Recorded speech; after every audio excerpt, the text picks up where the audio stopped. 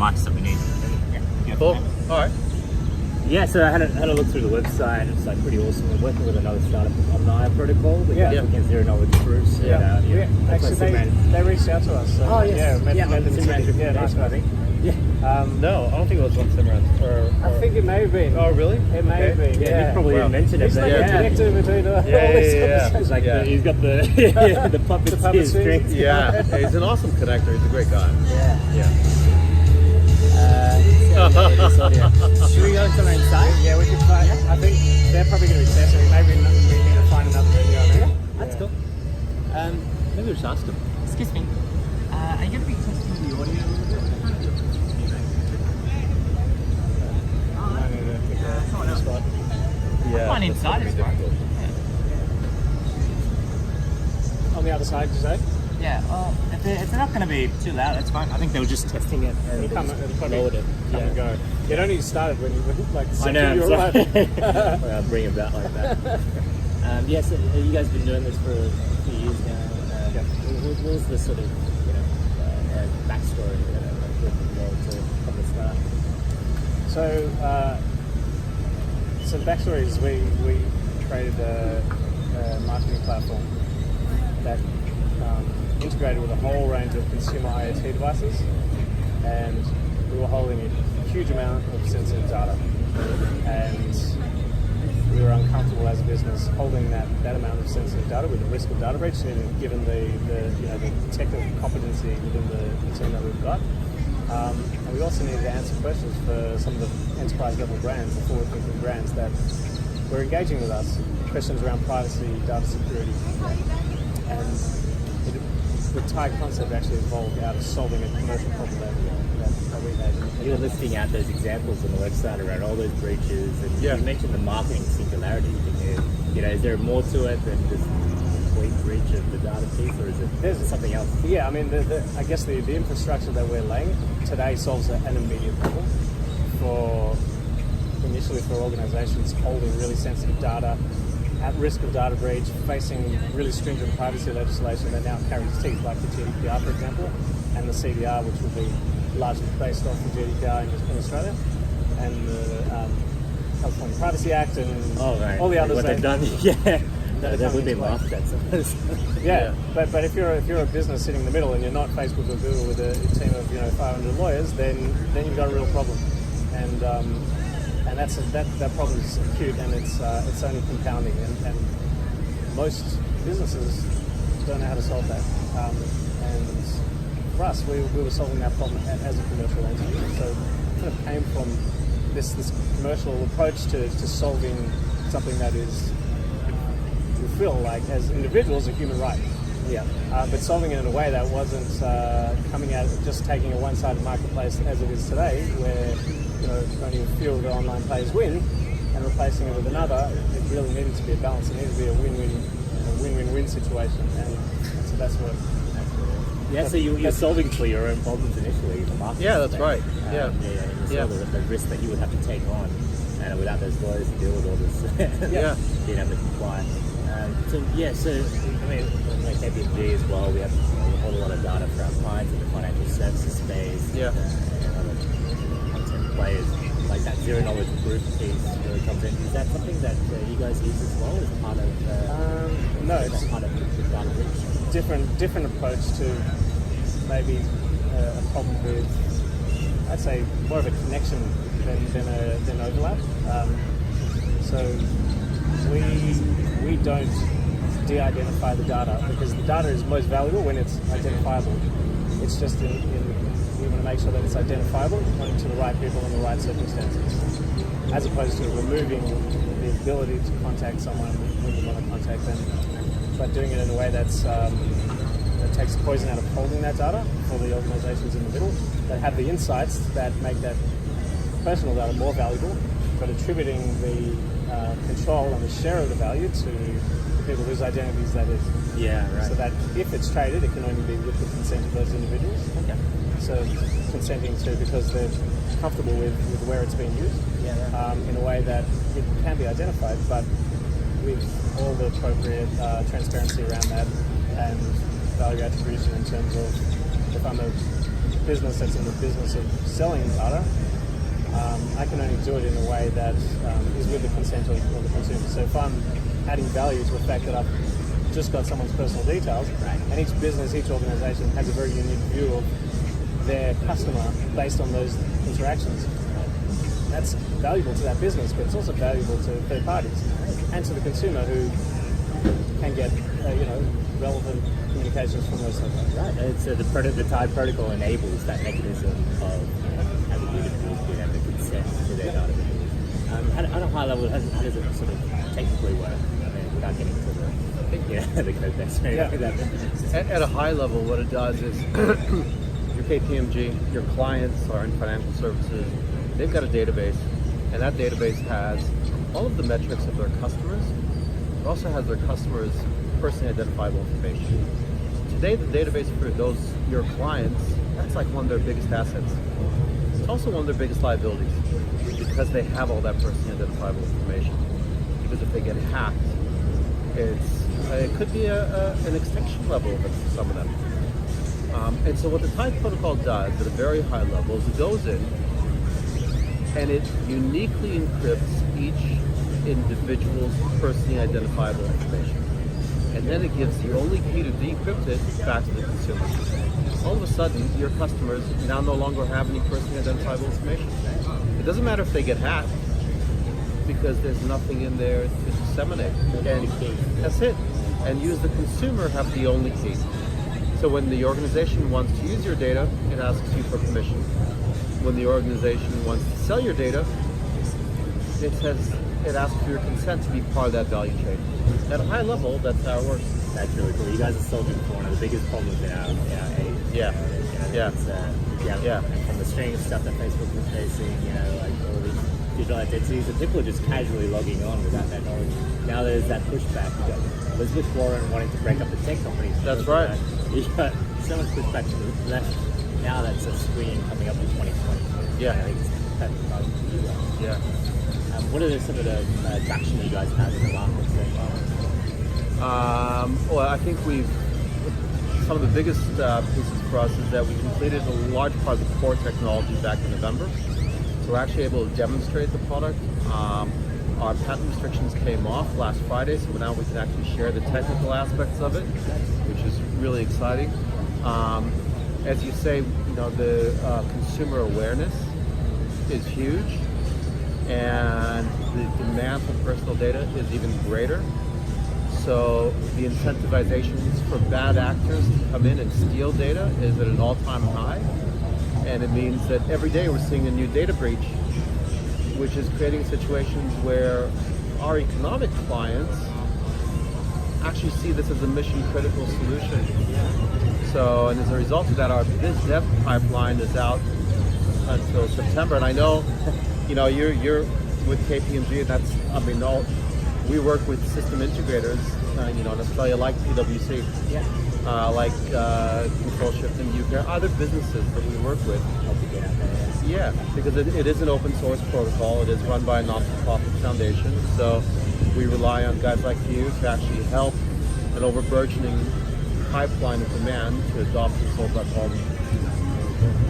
So in terms of, so that means that once you've onboarded, because the liability is the key thing, right?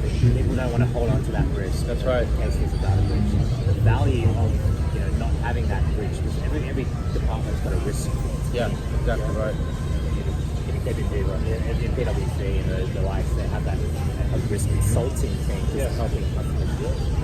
What's that value? What is that value that you guys have kind of seen the market value that risk? It's like the risk of compliance, risk of breach, and then risk of mitigation, and also risk associated with insurance costs, with reparation. Yeah, insurance costs. Probably the best way to think about that is I need to ensure compliance with privacy legislation and compliance with internal protocols of how to protect data, personal data. Compliance is not a shot that I take today and I don't need to take that shot anymore. Compliance is an ongoing investment. It becomes actually a line item in your expense line. This is our cost of compliance. compliance.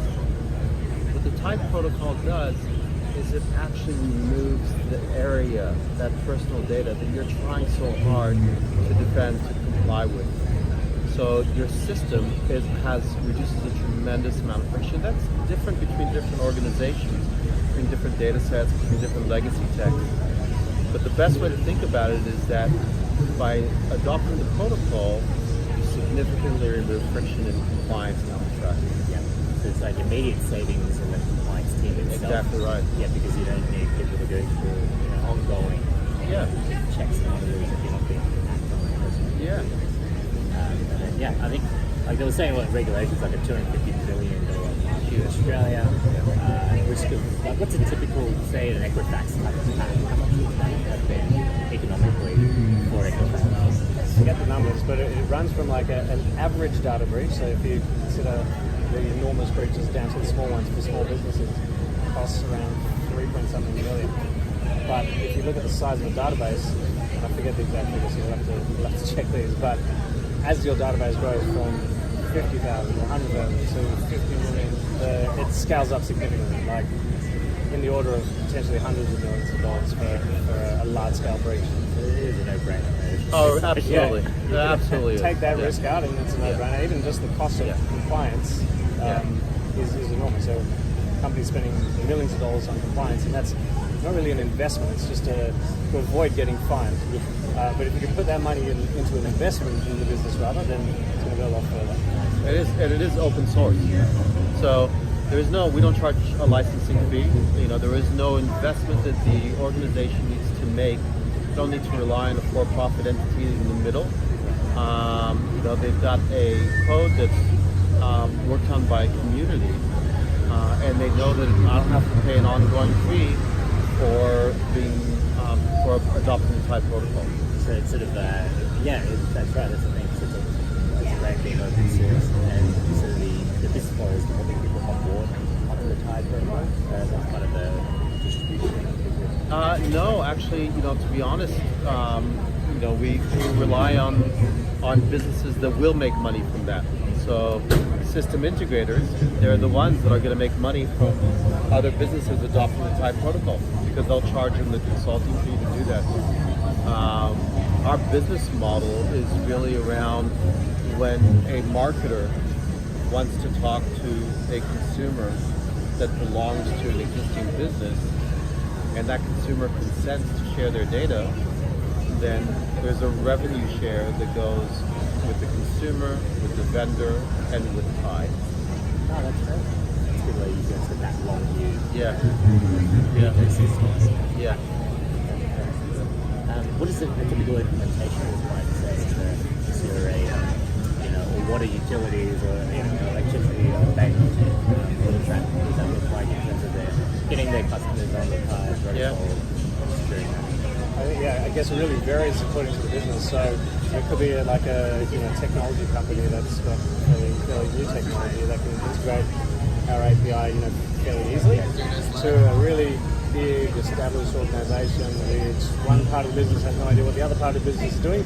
Likely to be more of a piecemeal implementation, and over a period they're more comfortable with. Yeah. But it really depends, and it's again, it's open source software. So as we build the community, there's going to be more and more integrations into pre-existing software, whether it's CMSs, CRM platforms. All the modern ERP ones have that API. Exactly right. Exactly. Yeah.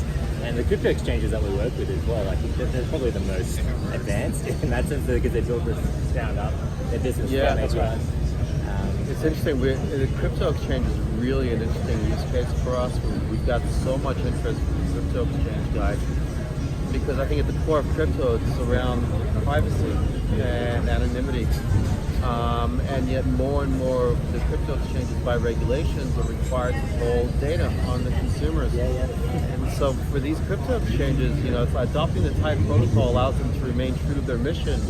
Encrypt it, comply with regulations, give you the only key, but also opens up an incredible world that hasn't been tapped before, and that is the ability for marketers to market to consumers based on their crypto holdings, their crypto strategies. Their, it's a completely and so for these crypto exchanges, it's a brand new revenue stream. For a market with some significantly pent-up demand. I want to market to people who are long Ethereum or on this altcoin. Tide really enables that. I'm very bullish on the token economy and how everything that we currently have, it's digital goods or physical to be tokenized. Absolutely. Including the stock market itself. So, Yeah. We're working with Independent Reserve and KPMG, and I think they're really pushing the STOs. 2019 is the year of the STO. Yeah. And and they're very pro-regulation. Have you spoken to those guys already, reached out already? Because they're city based as well. No. Are they Sydney? I thought they were Melbourne Yeah, based. no, they're North Sydney. Okay. That'd be great if you can connect us. Oh, yeah, Love sure. to have a chat. Yeah, no, they're good bunch. Yeah. The IO actually Yeah. launched that last year. I think, they were looking to this sort of technology. Just so much regulation on there, so they just developed the insurance. Okay. It's back to the Canadian exchange. Right. Oh, yeah. Okay. Yeah. Loaded in there. So I think the fixing shovels and the emerging market. Big. Yeah. We've noticed, I think, more security token exchanges popping up than security tokens. Yeah. So, but you can see the direction that things are going, and it's a good fundraising. If you're a company, say you have multiple business units, and you don't have this new company for that particular stage. Yeah, that's right. Then it's so much easier going down that route. Yeah. And that's going to be. I think they're doing a pilot in 2019 on that approach, but almost circumventing what ASX does with trying to get the regulators on board. Right? Yeah. Yeah. I think you guys I think philosophically, absolutely. Technology as well. Yeah. I mean, sorry, I didn't get to hear the rest of the backstory. So, your marketing backgrounds. So about us personally. About you guys, Isaac was actually a client of mine when I ran a digital agency. He kind of wandered into the studio, quintessential entrepreneur. We came in to talk about one project, and we ended up speaking for hours about all the ideas we've ever had. So it was pretty clear that one day we'd be doing something together. And the opportunity arose. I merged with another agency, sold out of that agency, and came out to play. And tech focused from the outset. You guys are both Mike's always been very much tech focused, design focused, product focused, marketing side. My career has been as an entrepreneur in a lot of different industries. So as Mike said, when I first met, I'm like, I want to be on his team. Like throwing rocks at his window for a long time, but come out and play. And I think Mike's sort of pivotal in putting the tech team together around the concept. We've been together now for quite a while. It's not a new team that's been together for a year. We haven't, we've been through the ups and downs together. It's a solid team. So when did the Tide.org sort of officially launch, going as a project? What are the inception of that? 2 years ago. Yeah, a bit longer. 2-3 years ago. Yeah, almost 3 years now. Before it even had the name Tide. Yeah, that's right. Yeah, right. Yeah. What was it called? What were you guys thinking before? No, it was our own internal solution. That's right. And then we just realized. Actually, it took one of our clients to make us realize that this isn't just a solution for us. It's something that if we apply the right global thinking to it, can solve a global problem. Yeah. What are your thoughts on the future of where this is heading? So, say, for 3 to 5 years, Tide is the mainstream platform protocol to use for consumer data. Everyone owns their data in a perfectly tokenized world, right? It's tokenized. What your Look, I think ideal? So that's kind of, I guess, our short-term view. In terms of the infrastructure that we're laying, that's that immediate problem that we're solving. Moving forward, there's so many more efficient ways for marketing to work. So, and that you kind of alluded to our vision for Tide, and where we're kind of enabling individuals to lend or share their mind share with those organisations that they want to, and having a much more relevant and engaging relationship between the service providers and products that I'm looking for as a consumer and me as a business to be talking to the right people in a privacy compliant and secure fashion. Thanks very much, guys. Yeah, thank you. That was awesome. That's awesome. I really appreciate your time, man. Thanks, Isaac. Thanks, Yeah. Mike. No worries. All right, let's stop recording.